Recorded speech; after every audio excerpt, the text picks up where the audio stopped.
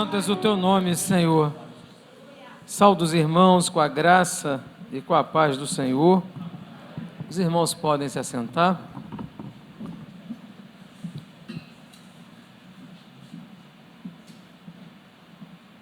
O tema desta noite é um tema até curioso, né? O espelho de Deus. E qual é o propósito dessa mensagem, o espelho de Deus? Para que serve o espelho? Para que serve o espelho? Para se olhar, para ver os defeitos que eu tenho, né? Para ver como... Normalmente, né, se usa o espelho para se arrumar, se usa o espelho para você sair... Eu não tenho esse problema, que eu não uso o espelho para pentear cabelo, para nada disso, então é mais fácil. Mas o espelho, ele tem uma função de mostrar aquilo que eu às vezes não consigo ver. E só quando eu me paro na frente do espelho que eu consigo olhar realmente como eu sou. E a palavra de hoje, nós vamos trabalhar bem nesse sentido. Obrigado, meu amor. Nós vamos trabalhar bem no sentido falando do espelho de Deus. Porque muitas vezes, irmãos, nós não queremos ver verdadeiramente como nós somos.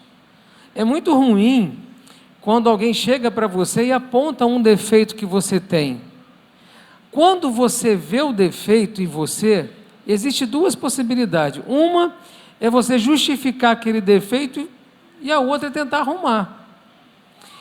Agora, quando nós falamos do espelho de Deus, quando Deus mostra aquilo que nós precisamos acertar, quando Ele vem e nos confronta, é diferente. A gente não tem como fugir muito disso.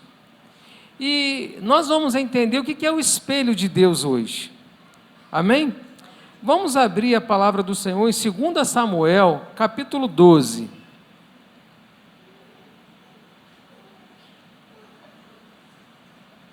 Diz assim: o Senhor enviou Natã a Davi. Chegando Natã a Davi, disse-lhe: havia uma cidade, 2 homens, um rico e outro pobre. Tinha o rico ovelhas e gado em grande número, mas o pobre não tinha coisa nenhuma, senão uma cordeirinha que comprara e criara, e que em sua casa crescera, junto com seus filhos, comia do seu bocado e do seu copo bebia. Dormia nos seus braços e tinha como filha. Vindo um viajante ao homem rico, não quis este tomar das suas ovelhas e do gado para dar de comer ao viajante que viera a ele, mas tomou a cordeirinha do homem pobre e a preparou para o homem que lhe havia chegado. Então, o furor de Davi se acendeu sobremaneira contra aquele homem, e disse a Natã: tão certo como vive o Senhor, o homem que fez isso deve ser morto, e pela cordeirinha restituirá 4 vezes, porque fez tal coisa e porque não se compadeceu. Então disse Natã a Davi: tu és o homem. Assim diz o Senhor, Deus de Israel: eu te ungi rei sobre Israel, eu te livrei das mãos de Saul, dei-te a casa do teu Senhor e as mulheres do teu Senhor em teus braços, e também te dei a casa de Israel e de Judá. E se isto fora pouco, eu teria acrescentado tais e tais coisas, pois desprezaste a palavra do Senhor, fazendo o que era mal perante ele. A Urias o heteu feriste a espada, e a sua mulher tomaste por mulher, depois de o matar com a espada dos filhos de Amon. Amém, irmãos? Nós já conhecemos bem essa história, né? Nós sabemos que Davi, ele estava no terraço, Ele viu Betseba, desejou ela, mandou chamá-la, e depois ele, sabendo que ele fez que era errado, ele tentou consertar do seu jeito. Ele mandou matar Urias. E Urias foi morto em batalha, colocaram Urias na linha de frente para ser morto, e Davi assim achava que o problema estava resolvido.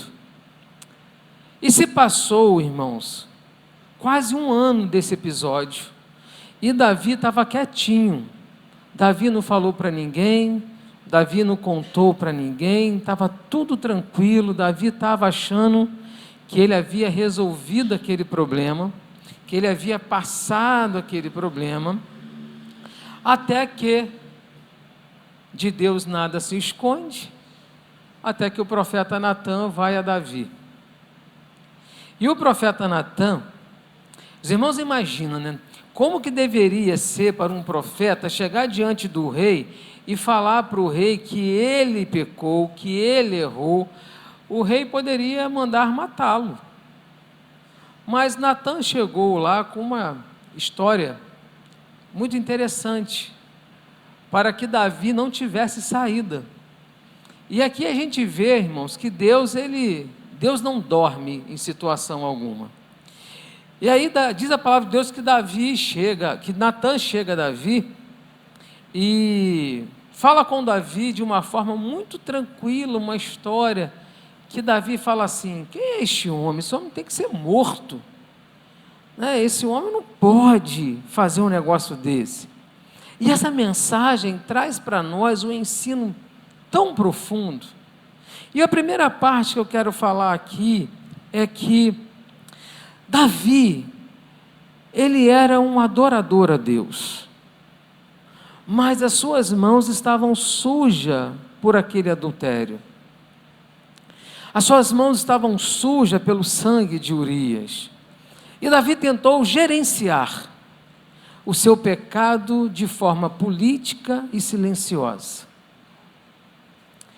Parece que essa história acontece só na Bíblia. Parece que essa história só acontece lá atrás.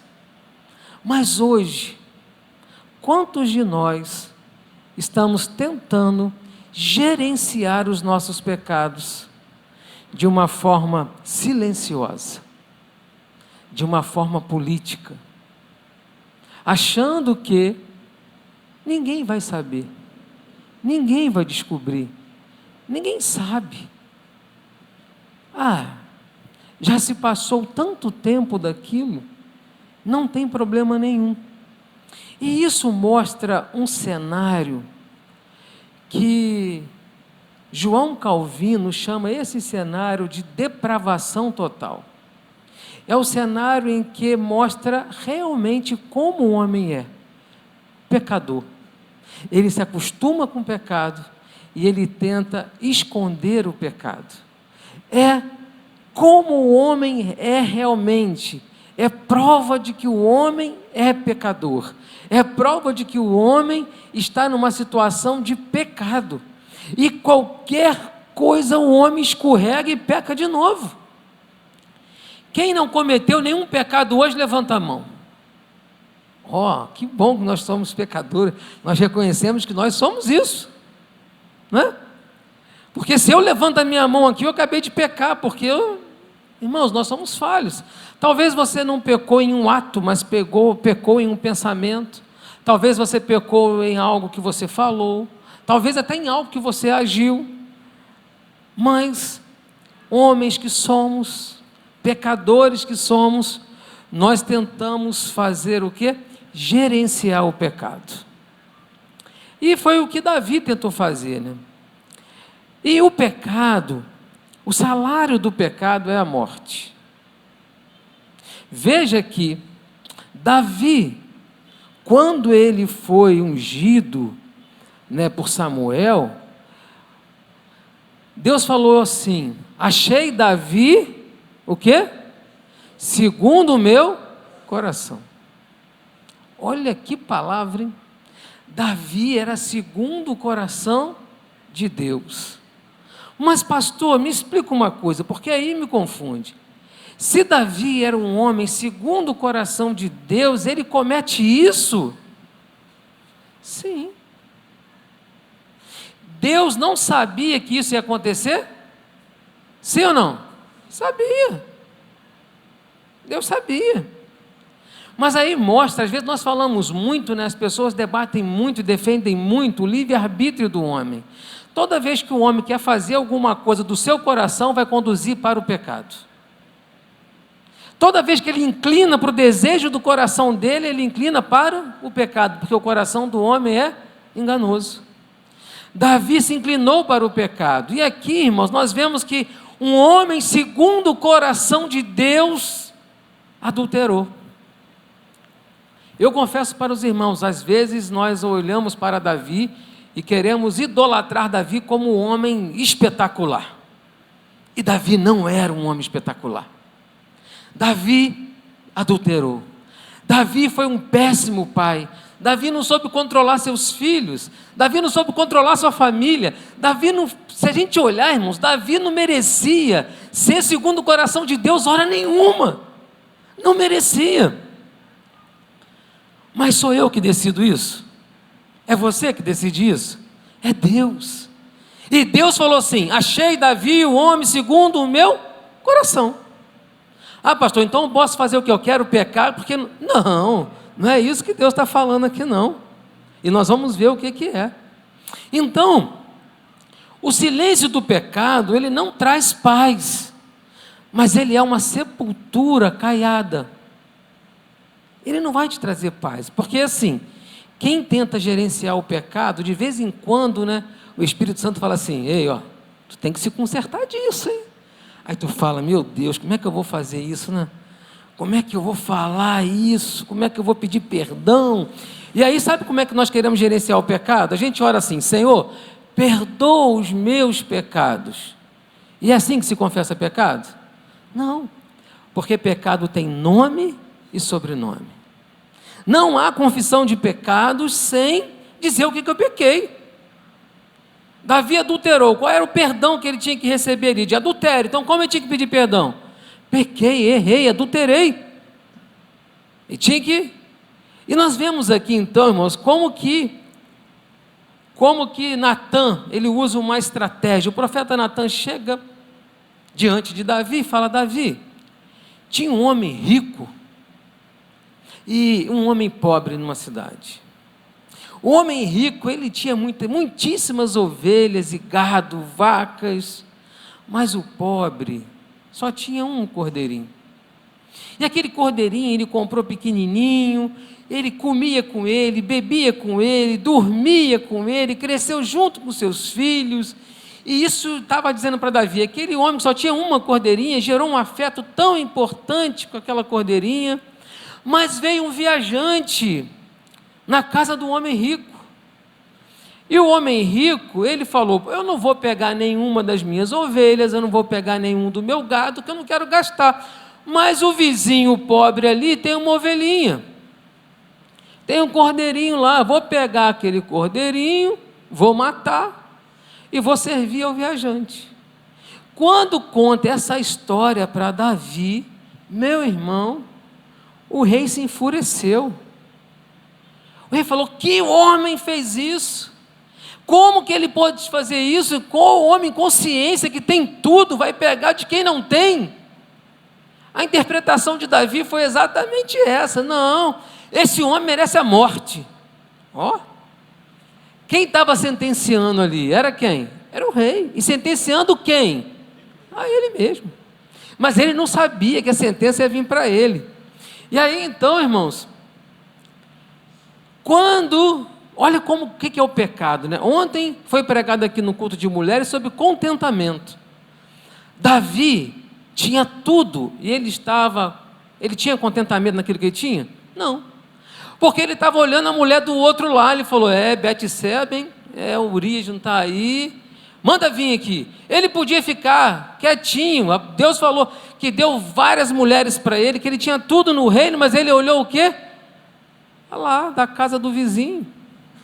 E às vezes, irmãos, a gente se depara com situações que nós perdemos o contentamento daquilo que temos. Às vezes você tem um carro, você fala assim, eu queria ter o carro que aquela pessoa tem. Eu queria ter a casa que aquela pessoa tem. Eu queria ter isso que aquela pessoa tem. E a gente vê que o contentamento, o descontentamento é um pecado, que vai gerar um outro pecado. Tem uma historinha que se conta que o homem estava andando de ônibus e ele viu um cara andando num carro novo. Aí o cara que estava no ônibus falou assim, nossa, eu queria tanto ser aquele cara daquele carro. Aí o cara que estava no carro olhou um cara correndo. Aí o cara do carro falou assim, nossa, eu queria ter tanta oportunidade de poder correr livre assim. Aí o cara que estava correndo viu o outro e foi assim, foi vendo, até que voltou o cara que estava no ônibus. Porque assim, o contentamento, irmãos, quando nós perdemos o contentamento daquilo que temos, nós precisamos entender, tudo que você tem, foi Deus que lhe deu. Você precisa entender isso. E às vezes nós ficamos descontentes com aquilo que Deus nos deu. Davi estava descontente. E aí ele peca. E quando ele peca, ele fala assim, olha, esse homem tem que morrer. Esse homem tem que morrer. E aqui é interessante porque Davi, ele enxergou o pecado no outro muito rápido, não foi? Na hora que Natan contou a história para ele não pensou em misericórdia, ele não pensou em perdão, ele não pensou em falar assim, poxa, vamos restituir a ovelha do outro lá, e chama esse homem aqui para mim entender por que ele fez isso. Não, Davi, quando viu o pecado do outro, ele apontou e falou assim, tem que morrer. E às vezes nós se comportamos assim, a gente olha o pecado do irmão, e a gente vai lá e aponta o pecado do irmão, como se nós fôssemos mais santos que o irmão. Às vezes você vê uma pessoa na rua, você aponta para o pecado dela, achando que você é melhor do que ela. E você esquece que você gerencia os seus pecados, não confessa os seus pecados são gerenciáveis para você, mas o do irmão é pecado, tem que morrer, tem que ir para o banco, tem que ser disciplinado, tem que ser lá, bota para fora da igreja e vai por aí afora. Olha o que Davi fez, ele deixou de olhar para o seu pecado, para a trave que estava na frente dele, mas ele achou um cisco no olho do irmão lá do outro lado. Foi exatamente o que ele fez. E nossa raiva contra o pecado alheio costuma ser uma cortina de fumaça para a nossa própria culpa. Porque se eu apontar o pecado dos outros, eu escondo o meu. Eu não quero confessar o meu. E aí foi muito forte aquilo que Natan contou.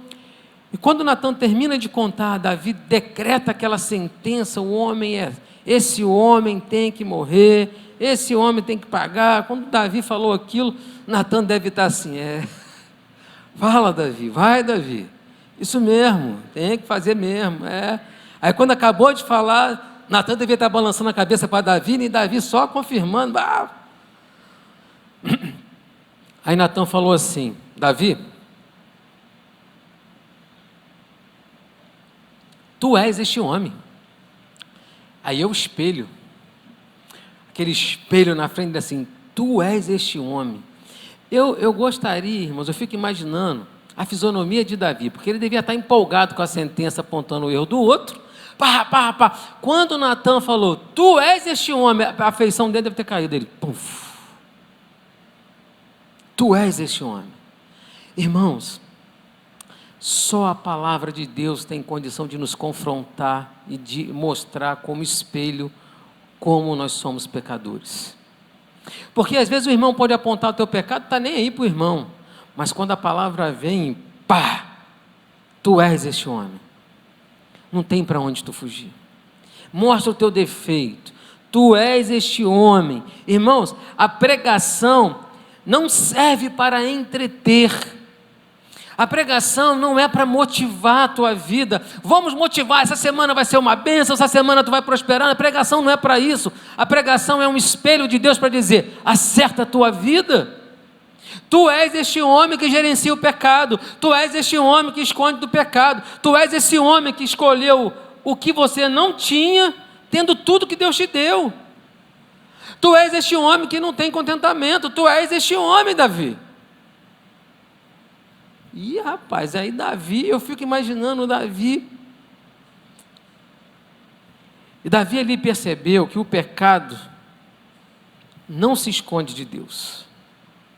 Davi percebeu ali que o pecado, ele pode administrar com os homens, mas de Deus não. De Deus não dá para administrar. Davi tinha tudo, mas agiu como se não tivesse o suficiente diante de Deus. E aí, irmãos, qual o aprendizado que a gente traz aqui? A palavra de Deus é o espelho de Deus para com a nossa vida. É o espelho que vai nos confrontar.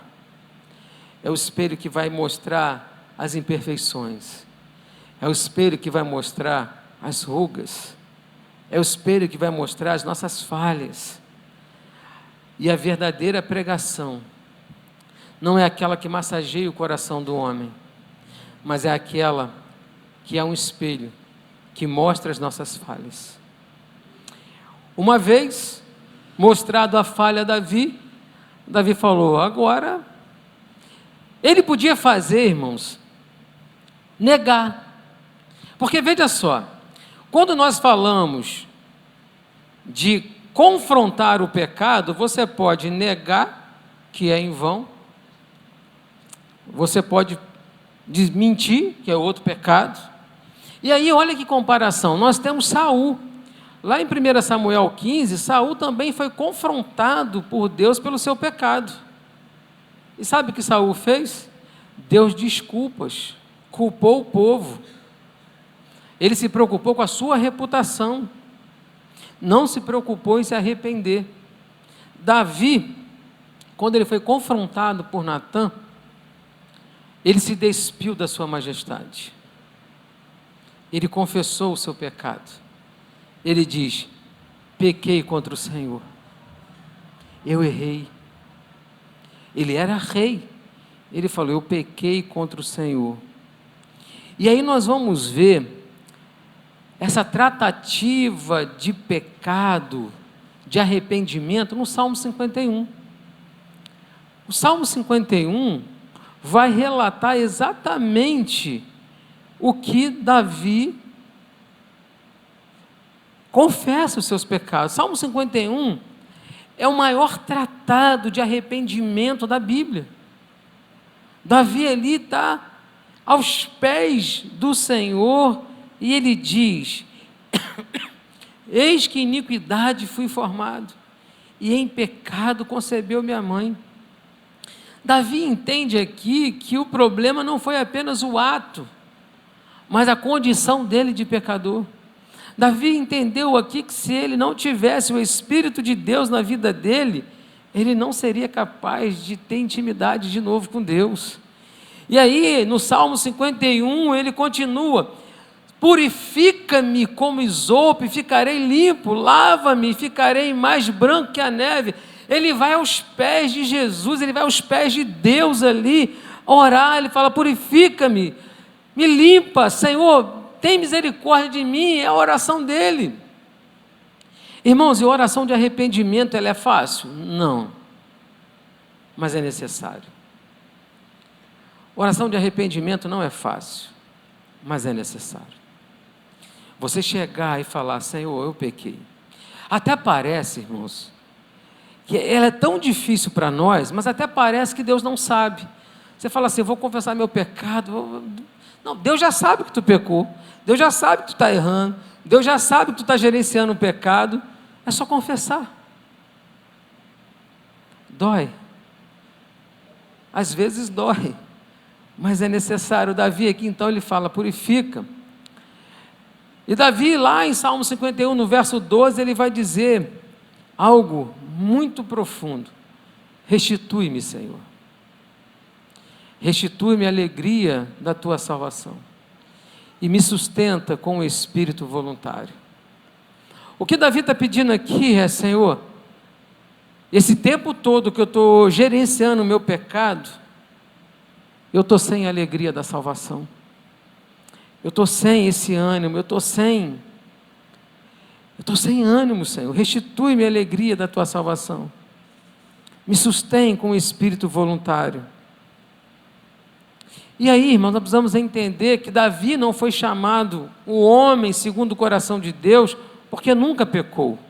Não foi por isso que ele foi chamado, mas porque ao pecar, ele não buscou se esconder de Deus, mas lançou-se aos pés de Deus pedindo misericórdia. O segredo é pedir misericórdia. Talvez nós possamos dizer assim: como pode Deus perdoar um assassino, um adúltero? Porque no verso 13 do texto que nós lemos, de 2 Samuel 12, Natã vai dizer assim: também o Senhor perdoou o teu pecado, não morrerá. E aí a gente vê que a graça do Senhor, a misericórdia do Senhor, não é porque eu mereço, mas é porque eu me arrependi, é porque eu confessei. Deus não despreza um coração contrito, quebrantado, Deus não despreza. Davi, ele alcança aqui a misericórdia. Deus fala assim, ó, também o Senhor perdoou o teu pecado, não morrerás. Davi foi poupado não porque ele era bom, porque ele merecia, mas Davi foi poupado porque na eternidade havia um plano de Jesus morrer na cruz por mim, por você, por Davi, para pagar um preço de redenção os nossos pecados. Jesus aceitou ser o Cordeiro de Deus, aceitou pagar um preço que ele não merecia, aceitou ser morto como pecador em favor da nossa vida. A nossa justificação não vem do nosso merecimento. A nossa justificação não vem porque eu sou melhor, porque eu sou bom, porque Davi era rei. Não. A nossa justificação vem porque Jesus pagou um preço por nós. Jesus morreu por nós. E aí, nós olhamos que lá no Novo Testamento, em Atos 13, nós vamos ver que o apóstolo Paulo, ele cita novamente a frase em que Davi foi segundo o coração de Deus. O apóstolo Paulo diz assim, lá em Atos 13, 22, e tendo retirado este, levantou-lhes como rei a Davi, do qual também dando testemunho disse, achei Davi, filho de Jessé, homem segundo o meu coração, que executará toda a minha vontade. Então, o que aconteceu com Davi não foi uma surpresa para Deus. Mas a gente aprende aqui, irmãos, que não é o seu esforço que vai lhe dar salvação. Também eu quero dizer para você que o diabo ele é tão astuto que muitas vezes ele começa a apontar os teus pecados e diz, pecados não confessados, porque pecados confessados já não existe mais, louvado seja o nome do Senhor. Mas os pecados não confessados, o diabo se levanta e fala assim, ó, tu vai para a igreja? Mas olha isso. Tu vai fazer isso? Mas olha isso. Tu vai fazer aquilo? Ele diz, você não merece ser salvo, você errou, você pecou, é aquilo, tudo. E vai por aí afora. Martim Lutero, tem uma história de Martim Lutero, que Martim Lutero, ele se autoflagelava, ele se batia, ele se machucava, para que ele pudesse se sentir puro. E quanto mais ele fazia isso, mais ele percebia que ele era impuro. E depois de ele se ter um encontro com a palavra de Deus, o justo viverá pela fé, depois de ter esse encontro, há uma história que Martim Lutero estava em um lugar e ele, no meio da noite, ele acordou e como se o adversário escrevesse na parede dele os pecados dele. E aqueles pecados, todos os pecados de Lutero. E aí Lutero, ele levanta e ele fala assim, mas o sangue de Jesus me purifica de todo o pecado. Irmãos, e é isso. Não é por mim, não é por você, mas é um plano perfeito. Quando nós cantamos aqui, Jesus pagou um preço por todos nós, ainda pecadores, ainda falhos, ainda imperfeito, mas a graça restauradora, a graça nos alcançou. Eu não merecia, você não merecia, mas a graça restauradora nos alcançou quando nós nos arrependemos do nosso pecado, quando nós oramos: Senhor, restitui-me a alegria da tua salvação. É isso, irmãos, que Davi viveu. É isso. Davi tem muito exemplo ruim, exemplos falhos, mas Deus escolheu Davi para mostrar que Deus não escolhe o perfeito. Eu quero ser o perfeito, eu quero ser o legalista, eu quero ser o bom, eu quero ser o que faz tudo certinho, eu sou isso, eu sou aquilo. E às vezes eu me mostro assim, mas quando eu estou sozinho eu não sou assim. Eu gerencio meus pecados às escondidas, sabe? Aquele pecado que você está sozinho, que você sabe que você está errado, que você sabe que você está pecando, mas ninguém sabe. Você chega com o nariz em pé, você chega bem, não, graça e paz, a paz do Senhor, meu irmão, minha irmã, oro por você, tudo aqui, mas no silêncio, você não é essa pessoa, e Deus sabe que você não é assim, mas há tempo de arrependimento, porque a graça do Senhor, ela alcança o arrependido, ela alcança aquele que se arrependeu do seu pecado. O departamento pode vir. E aí, irmãos, essa mensagem, o espelho de Deus, qual é a aplicação prática para nós essa semana? Qual é a aplicação prática que a gente pode colocar nessa semana? A primeira coisa que eu quero dar como uma aplicação prática: abandone as máscaras. Que máscara, pastor? A máscara de santidade que você coloca e que você não está vivendo. A máscara de uma pessoa que está firme, que está bem, mas que não está. Por mais que seja dolorido, vá aos pés de Jesus e fala: Senhor, retira as máscaras que tampam realmente como eu sou. Às vezes nós estamos precisando de uma restauração e não somos restaurados, sabe por quê? Porque eu venho para a igreja com máscara, eu vou para o meu trabalho com máscara, eu ando com máscara o tempo inteiro. E eu preciso derrubar essas máscaras. Eu preciso derrubar as máscaras na nossa comunidade, no nosso trabalho, na nossa vida dentro da igreja. A outra aplicação prática: acolha o Natan de Deus. O que seria isso? A palavra de Deus. A palavra de Deus é aquela que vai te confrontar. A palavra de Deus é aquela que não está preocupada em defender o seu ponto de vista, de defender a tua razão, não. A palavra de Deus vai ser um espelho, vai te mostrar como você é. Às vezes nós fugimos de palavra que nos confronta. Às vezes nós fugimos de palavras que vai mostrar a nossa fraqueza, que vai mostrar a nossa ferida. Mas eu quero dizer que a mesma palavra que mostra a ferida é a mesma palavra que cura. A mesma palavra que vai expor o teu pecado é a mesma palavra que vai te dar perdão de pecados. Então, acolha a palavra de Deus. Às vezes nós queremos, Senhor, fala comigo. Aí tu vai naquela caixinha de promessa, tinha uma palavra: bendito, não sei o que, você, glória a Deus, mas não muda. Não muda. E o terceiro conselho de aplicação prática para essa semana é você entender a suficiência de Cristo. Seja grato ao Senhor. Não vive uma pessoa descontente daquilo que você tem. Cristo é suficiente. Se você pecou terrivelmente, eu quero dizer que o Salmo 51 é para você.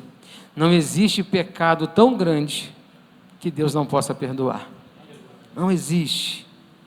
Não há pecados tão grandes, tão tenebrosos, tão horríveis, que o sangue de Jesus não tenha poder para limpar da tua vida. A palavra de Deus diz: se alguém está em Cristo, nova criatura é. Arrepende-se do seu pecado. Vamos estar de pé. E para fechar, o arrependimento é o caminho de volta para a casa do Pai. O arrependimento é o caminho de volta para a casa do Pai. E o Pai está à porta. esperando você, com roupas novas, com o anel da justiça, com perdão. Que nesta hora você possa levar a sua vida diante do Senhor.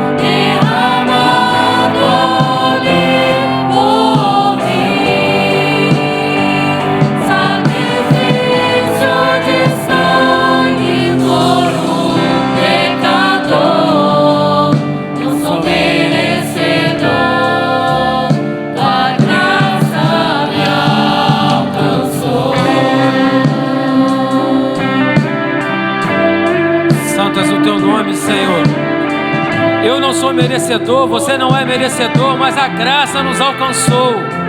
Aleluia, Senhor. E ao ver tua glória naquele dia, me alegrarei em gratidão. Tocarei as marcas de vitória, vencido é o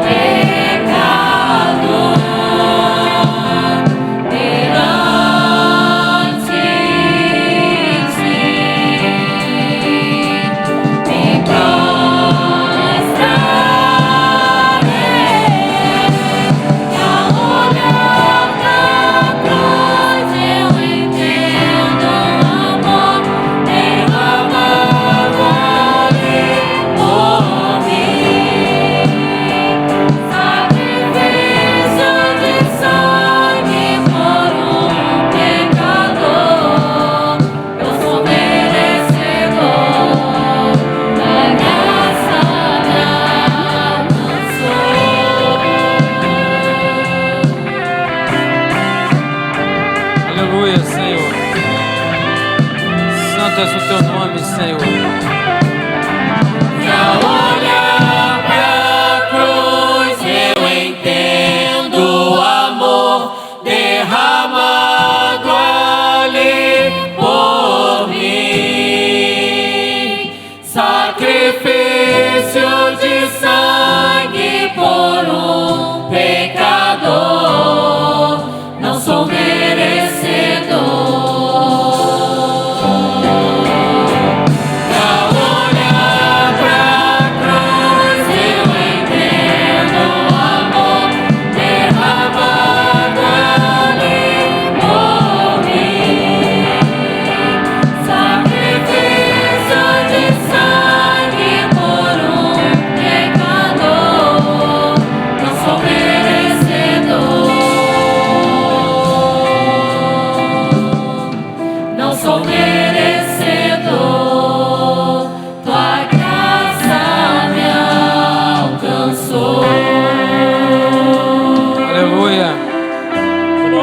O teu nome, Senhor. Os instrumentos dedilhando esse louvor, eu quero te convidar a você orar, a você confessar os seus pecados nessa hora. Nós não vamos chamar você aqui à frente para não expor ninguém, mas nós sabemos que aonde eu estou errando, aonde eu estou falhando, há tempo de conserto. Você precisa voltar a viver a alegria da tua salvação. Você precisa voltar a viver de tudo aquilo que Deus colocou para você viver, desfrutar de tudo aquilo que Deus colocou à sua disposição.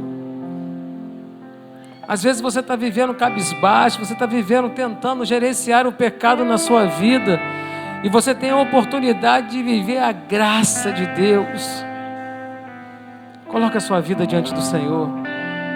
Santo és o teu nome, Senhor. Senhor, toma nas tuas mãos cada vida neste lugar. Senhor, nós somos pecadores, nós somos falhos, imperfeitos. Tantas coisas, Senhor, que fazemos, falamos, pensamos. Ó Pai, tem misericórdia de nós.